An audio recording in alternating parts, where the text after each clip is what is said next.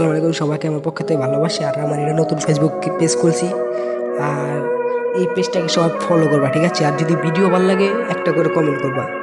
আচ্ছা ভাই, আমার একটা কথা কি তোমরা রাখতে পারবা? ছোট ভাই হিসাবে বললাম, যদি রাখতে পারো এই ভিডিওতে 1000 কমেন্ট করে বলবা যে ভাই তোমার ভিডিও প্রত্যেকদিন একটা করে চাই, তো আমি পিছিয়ে আগে প্রত্যেকদিন একটা করে ভিডিও দেবো। আর যদি না করো কেউ বললে দেবো, আর তো ভিডিও টিডিও দিব না।